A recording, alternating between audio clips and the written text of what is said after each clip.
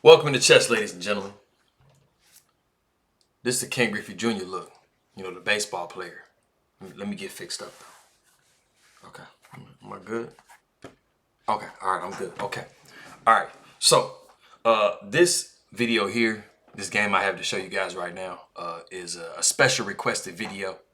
Like I said, I have a lot of people from the Philippines watching Keeping Up with Wesley So, and so one of my subscribers specifically requested this game, and so I went ahead and did my little research real quick, and hopefully I can break the game down beautifully for you guys.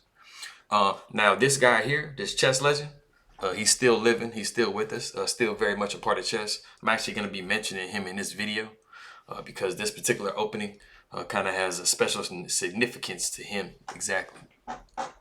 And so this game right here is taken from round 10 of the US Chess Championships. And Wesley So is in the lead going into this round. So if you guys are ready, let's go ahead and take a look at this game and see what we got. All right.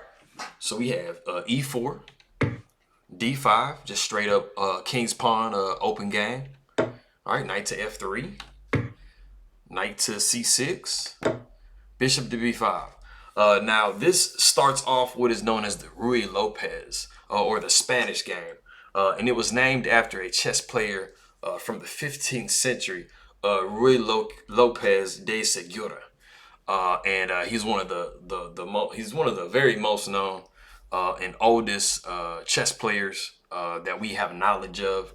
In the 14 and 1500s, chess really, they changed the rules a little bit, and so there's a lot of old chess books written in the 14 to 1500s, and this opening has pretty much been in knowledge of chess players for about the past 530-ish years. So it's a pretty classic. It's a pretty, but it's tried and true. It's kind of crazy that we have this opening right here, and they knew about it 500 plus years ago, and we're still playing the same thing today. And we're talking about people that played when technology didn't even really exist. And so, we have computers now that can kind of tell us, where we're going right or where we're going wrong. And, that's how a lot of our theory of the day and stuff has come up. And it's just amazing that you have people that played, even 100 and something years ago that didn't have any computers, but they were able to just, as human beings, think of these types of things. It's just amazing, man. All right, so we have Knight to F6. And like I mentioned before, I'm going to be talking about this guy here. This is the Berlin defense of the Ruy Lopez, and it was actually the opening that Vladimir Kramnik busted out and played very successfully against Garry Kasparov in their 2000 World Championship match, and it was just one that Gary couldn't quite crack in that match, and he actually lost his World Championship title in 2000 to Vladimir Kramnik. All right, so moving on here, so we have D3, just simply protecting the pawn. A lot of times you'll see castles too. You're not giving up a pawn. You have a lot of active play on the the E file and stuff. If the knight was to capture down there, but they usually don't. All right, so we have Bishop C5, a classical type of structure here. C3. All right, D5. With C3, White's trying to attack in the center, and so D5. Comes right in time to, try to disrupt White's plans. All right, so we have E takes D5, Queen takes D5.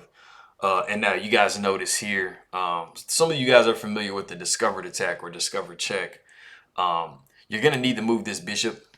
You can't leave the bishop here because you're going to run into Queen takes F2 with check.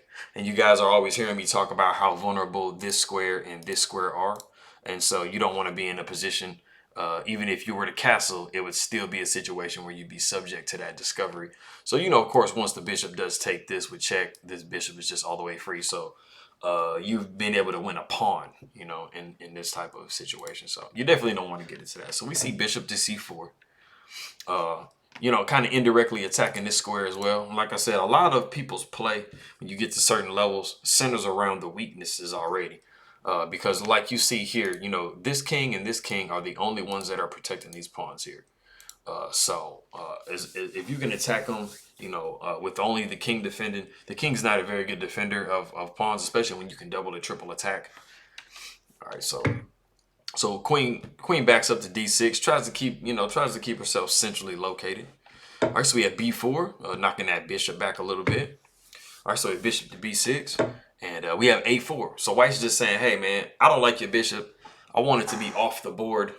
I want to have all the pieces, in the game, which is pretty much like the goal for every player. You just want to wipe all their pieces off and just leave them with a king, and then you have like 40 pieces. All right, so we have castles. So black has the right idea. They're like, hey man, I'm trying to get out of the center. White needs to get out of the center as well. And so we have knight B to d2. Keep in mind there's two knights that can go to that square, so we have knight B to d2. All right, so we have bishop f5, just double attacking this weak looking pawn here on d3, a little bit backwards. All right, so we have bishop to a3, doing a nice little kind of x-ray through the pawn attack, on this queen and on the rook here. All right, and so right, okay, so we have a situation where even though there's a pawn here, the queen is attacked through this pawn. So, I mean, all it simply takes is a push of the pawn here. And so, we definitely have to rectify that situation somehow. And so e4 does that pretty nicely. It counterattacks. A lot of times when you're playing a chess game and somebody either directly attacks you or they put down a move where it's giving you some type of threat in a possible 1 or 2 moves down the road. One of the best things you can do is counterattack yourself. And it puts a very serious question as far as what that player is trying to do. And so if you see in this position here, we have e4 is directly attacking the knight on f3. So it's a pretty urgent question that is being asked to white. Am I going to move the knight away? Am I going to just capture the pawn? You have a couple of options. You need to, figure something out so you just don't lose a piece, right?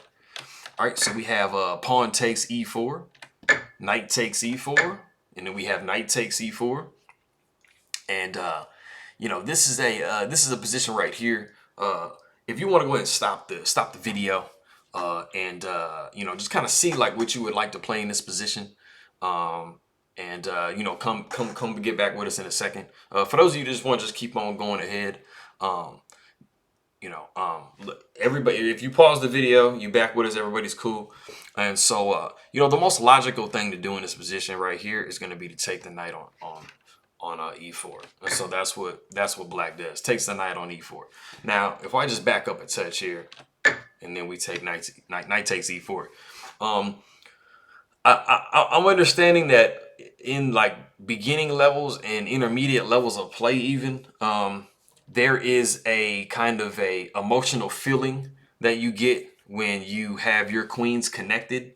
It's kind of actually like an annoying feeling that you'll get when the queens are connected, down a file, like down the center of the board, once the D file opens up.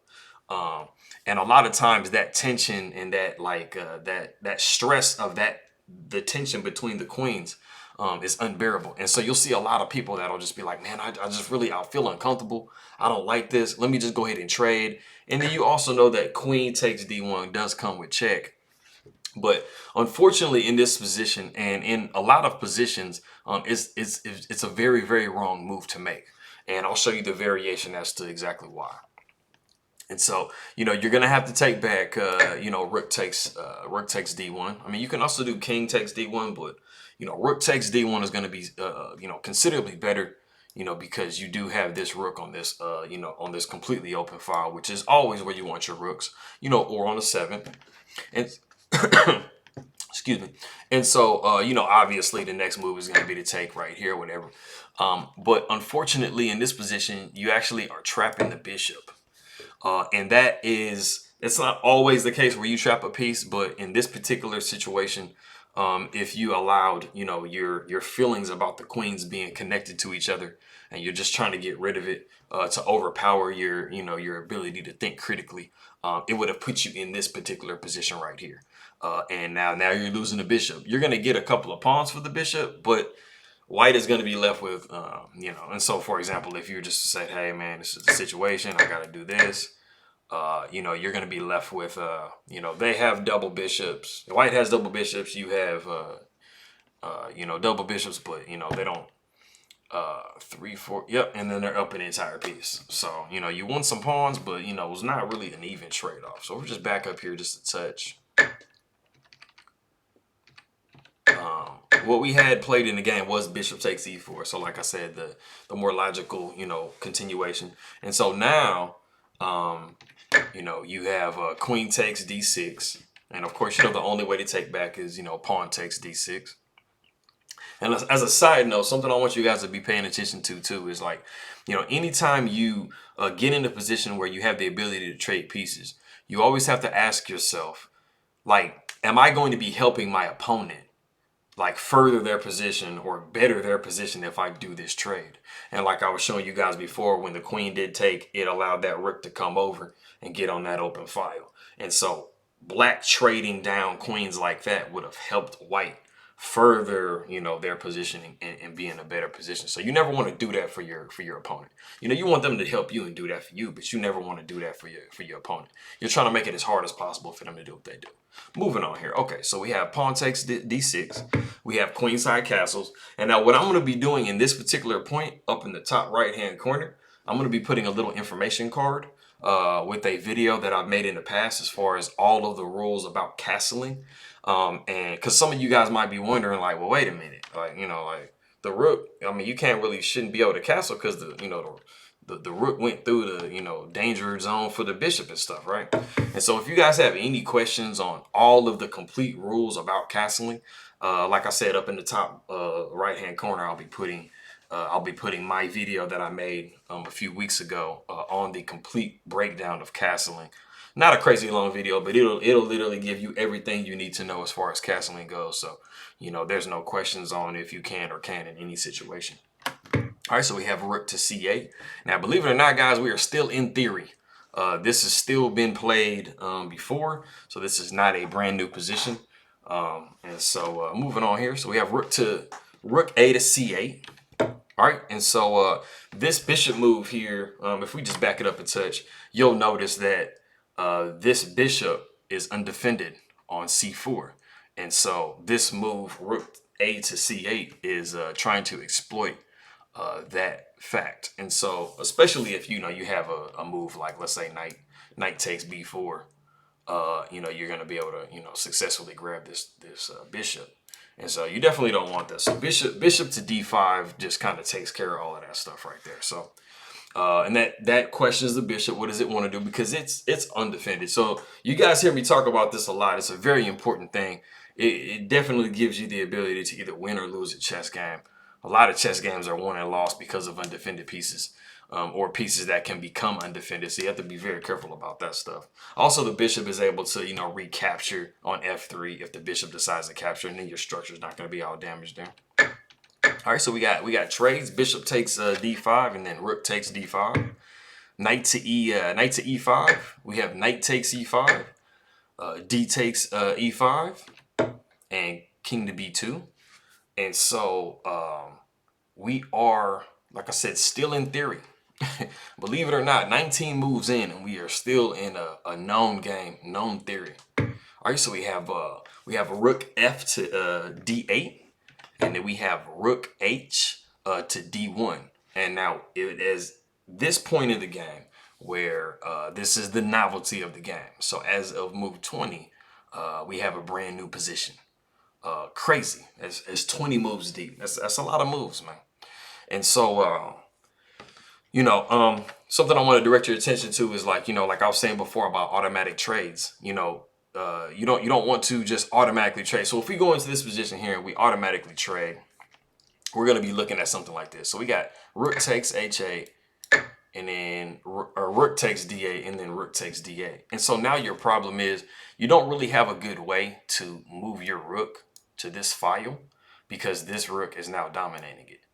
So if you looked and calculated ahead of time, instead of just going into that trade, you would be able to see, oh, this is what black is getting if I do that, you know, so you're not trying to help him out. And so now you kind of have a little issue, you know, with this pawn being weak, and then, you know, you don't really know where to put your rook exactly. So it just creates a lot of problems for you. So stay away from automatic trades, guys. Definitely think and calculate through those, and, you know, see if maybe there's a better way. And it definitely is. I mean, doubling rooks on any open file is going to be the best possible case scenario for rooks, or putting both of them on the 7th. All right, so we have e4.